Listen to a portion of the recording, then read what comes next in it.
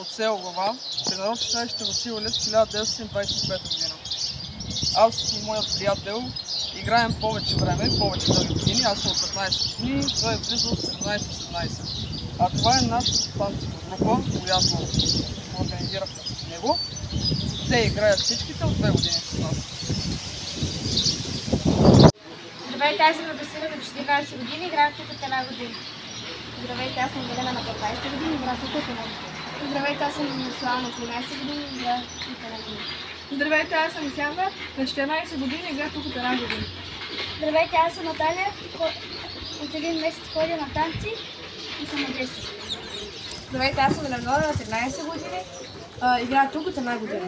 Пожелавам на всички самодейци от читалището да са все така по-борбени, упорити и все повече награди. Здравейте, аз се казвам Христофор Георгиев Цонков, хореограф съм в село Глава от 15 години. Искам да пожелая на читалището да бъдат все така борбени и много успехи. Казвам се Иванка Димитрова Вутова. Работила съм в читалището от есента на 1958 година до юли месец 1961 година като библиотекар, касиер и секретар на читалището. За мен това е било най-хубавият период от живота ми. Имало е театрален колектив, имало е танцов ансамбъл, имало е музикална школа с преподаване на акордеон и цигулка, с учител от Червен бряг по музика. Имало е живот и културни развлечения в това читалище. Идвали са на посещения Врачанския театър, Видинския театър, Софийския народен театър, Пиринския ансамбъл от Благоевград. Това е било един живот културен в читалището, един живот, който хората са се разтапяли от радост, че ще присъстват на културни развлечения. Летото всека събота и неделя е имало програма и след това танци в градината на читалището. Оттам идват и леките доходи с продаването на билети, не много скъпи. Така се подпомага и финансовата част на читалището. Пращала съм писма до театри, до ансамбли, идвали са хората на посещение, изнасяли са програми, радвали сме се, имало е размяна на посещение на театралните колективи от селото, нашето и от околните села, пък тук при нас. Изобщо период на възход е било в читалището. Имало е хор, който е бил известен в цялата област, ръководен от Томана Матова. След това друг хор, други групи певчески. Единственото пожелание към ръководството е да се заемат това читалище да вземе своето място на културно средище. Може да не бъде в същата висока фаза, защото ние трябва да мислим, че тук има и други комуникации. Но живата комуникация на хората е много важна. Едно малко организирано мероприятие радва хората да отидат да гледат децата, като играят, като пеят и кажат: ето, това е моето дете, това е еди кое си. Казвам се Лиляна Иванова Георгиева, учител-пенсионер. Председател на читалището бях от 1971 година. 5 години. По мое време в читалището работеха 3 щатни служители. Това беше секретарят на читалището Румен Радьов, библиотекарката Веска Младенова и прислужникът Йордан Бешовишки Даци Златин. Към читалището имаше самодейни колективи. Най-добър самодейен колектив беше Народният хор, който се състоеше от 22 певици, ръководен от Томана Матова. За униформа на Народния хор читалището със собствени средства и спонсор от концерна фабрика Искър бяха закупени национални носии. Така извършената самодейност, нашия хор се явяваше на фестивал в село Бреница, град Бяла Слатина, когато бехме към Врачанския окръг. А след това, като преминахме в Плевенски окръг, в град Червен бряг. Към читалището още беше сформирана група за политически песни, ръководена от секретаря Румен Радьов. И тази група под шефството на фабриката, село Глава, която пое всички разноски на групата, 5 дена беше на състезание в Варвариете, водена от партийния секретар на фабриката Иванка Лазаров.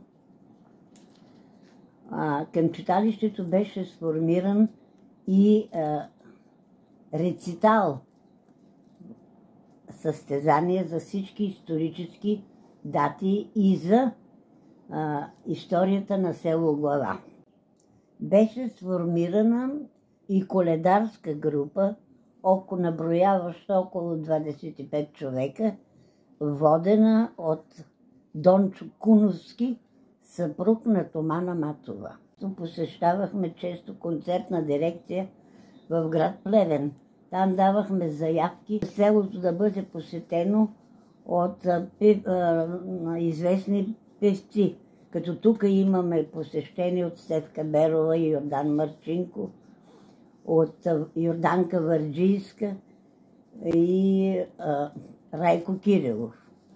Имаше и театрален състав, в който участваха всички учители и така по-известни младежи от селото.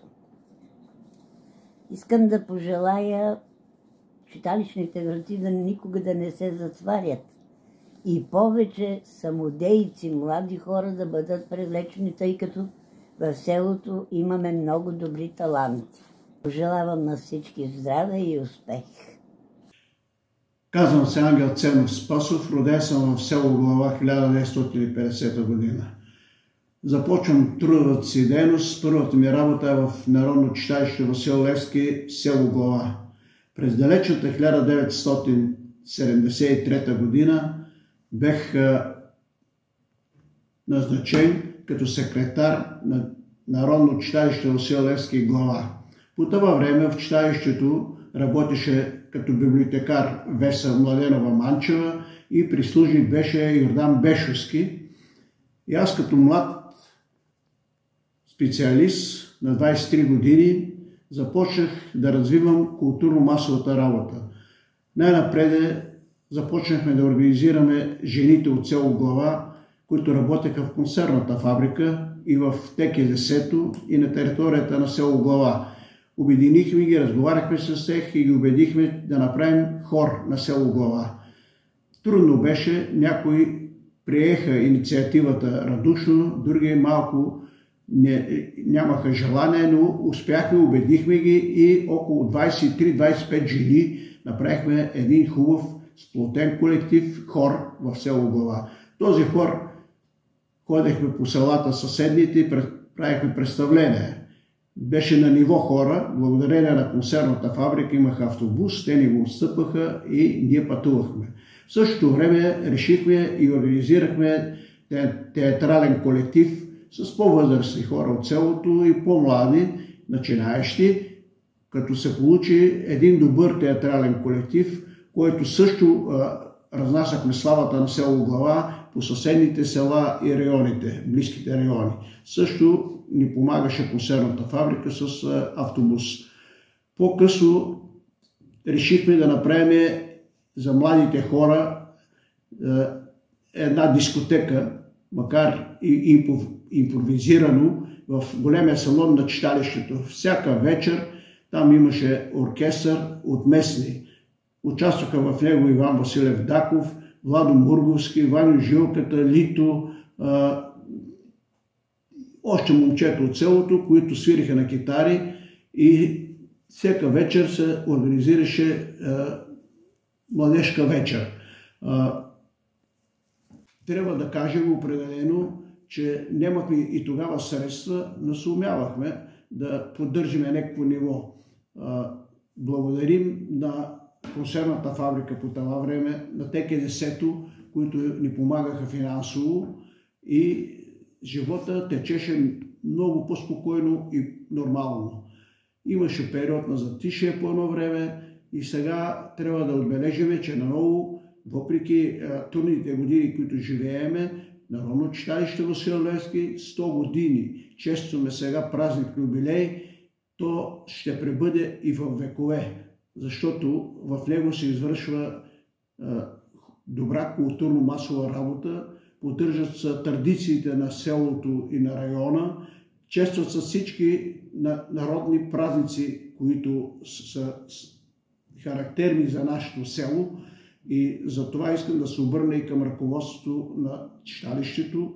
Бъдете живи и здрави, продължавайте вашите професионални традиции, поддържайте опита, който ви е оставен от вашите наследници, и нека да пребъде делото на Народно читалище Васил Левски. Казвам се Али Пердослав Илиев. В читалището съм постъпил 76-та година. Бил съм на 16 години. Тогава беше ръководител на читалището Румен Радьов. Дойде и ме покани да участвам, да стана член на групата за естрадни песни.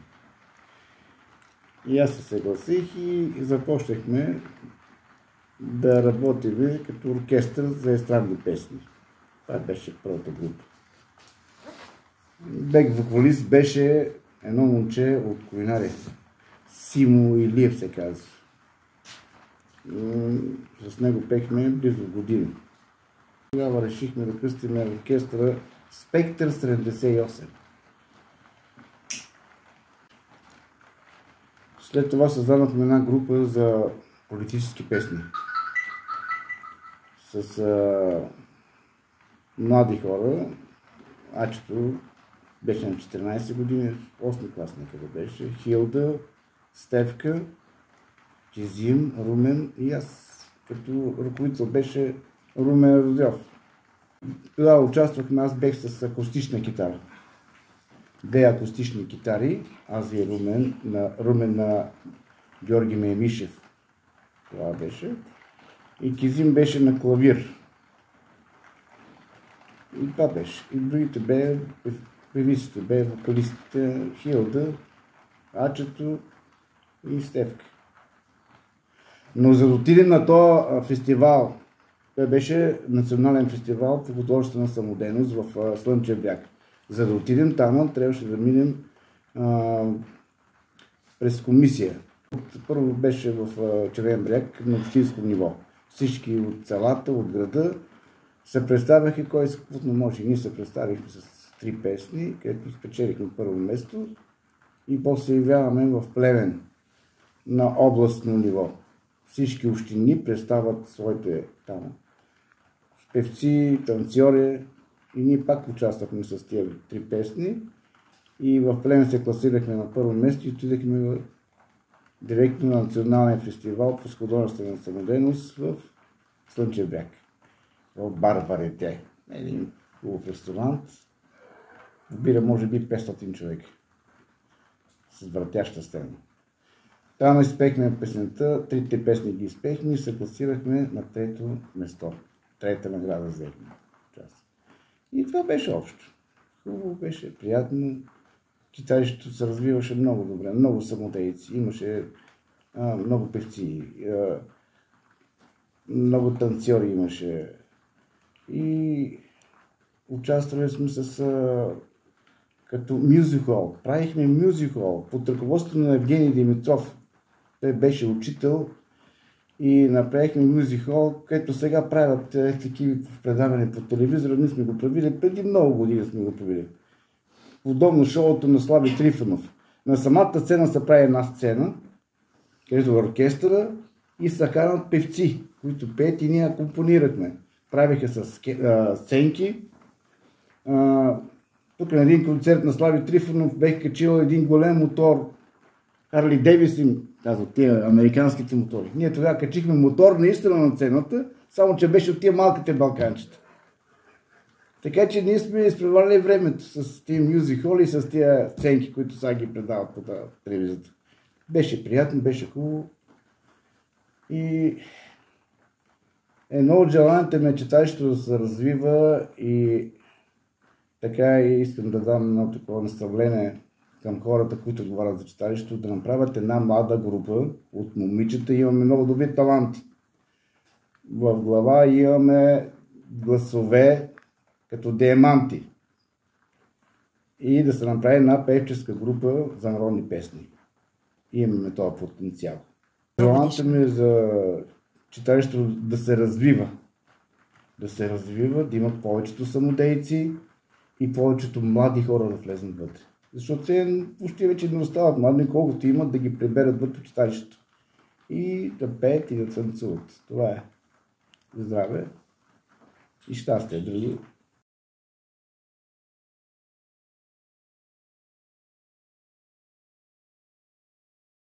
Здравейте!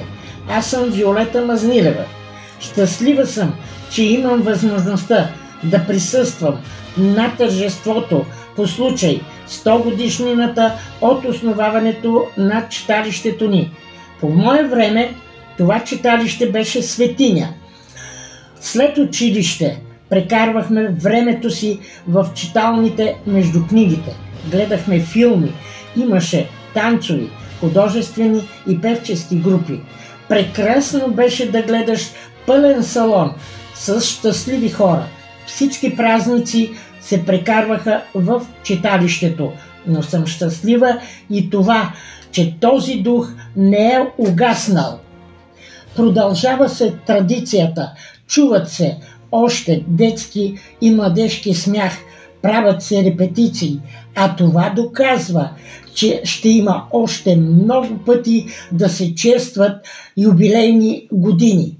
Млади хора развяват знамето из цяла България и прославят името на селото ни. На добър път, младежи! Поддържайте читалищния дух! Казвам се Емилия Петрова Василева, дългогодишен секретар, библиотекар на читалище Васил Левски, село Глава. Скъпи самодейци, деятели, активисти, без вас нямаше да устои тази дейност 100 години. Читалището през своята дейност е поставило развитието на местната общност. Самодейните състави на селото са го изявили на общински, местни, национални, международни фестивали и празненства. Затова самодейните състави са получили своите награди, грамоти, плакети, медали и са прославили името на едно малко китно село из цяла България. През моята дейност е работила библиотеката, която е провеждала редица учебни часове, редица рецитаторски конкурси. Без самодейците, без хората, читалището не може да съществува. 100 години честит юбилей! Бъдете живи и здрави и поклон пред тези, които вече не са при нас. Здравейте, приятели! Аз съм Галя Илиева, бивш председател на читалището от дълги години. Днес е празник на нашето читалище. Навършат се 100 години от създаването му. Приемете моите най-сърдечни поздрави. Един век културно-просветителска дейност на читалищните деятели. Това е мисия, благодарение на която се опазват местните традиции, история и автентичен фолклор. Ето защо днесният празник е заслужено признание за всички вас, танцори, певци и музиканти. Пожелавам ви здраве и нови творчески успехи. Честит юбилей! Здравейте! Казвам се Валентина Василева и съм председател на читалището от 2020 година до момента. Преди това съм участвала в още 2 настоятелства на читалището, но само като член. Моят живот и този на семейството ми по някакъв начин е свързан с това читалище. Баба ми Нетка Ставрова, дядо ми Христо Ставров са били част от театралната група на читалището през 60-те години на миналия век. Майка ми, леля ми също, доскоро дъщеря ми беше член на танцов състав Веселие, така че връзка имаме и аз и семейството ми с читалището. Но докато те са участвали в читалищния живот като самодейци, аз съм, както се казва, на първа фронтова линия. Ежедневно се сблъсквам с какви ли не предизвикателства, административни, финансови, до опазване на сградния фонд дори. Отговорно си е да си председател. За 100 годишния юбилей на читалището искам да пожелая първо на самодейците още хъс, идеи и творчески постижения. И когато излизат на сцените на другите села и градове по някакви изяви, да си спомнят откъде идват, да пазят чисто името на читалището и на селото ни. За 100 годишния юбилей на читалището пожелавам на колегите от настоятелството и на себе си скоро да имаме работещ и ремонтиран читалищен салон. Това е изключително важно, защото всичките ни мероприятия в момента правим на открито, на открита сцена и много зависим от капризите на времето. С читалищен салон, работещ, може да разгърнем много дейността си. Нашите самодейци, читалищната дейност могат да разгърнат своя потенциал. Културният живот в селото също ще се разгърне. Надявам се скоро това да стане. И с ясното съзнание, че само с пожелания няма как да се случат нещата, с амбицията да работим в тази насока с колегите от настоятелството и с надеждата, моето пожелание, моето желание да бъде чуто и да стигне където трябва и до когото трябва, за да се превърне в реалност. Честит празник на всички! Честит юбилей за много години!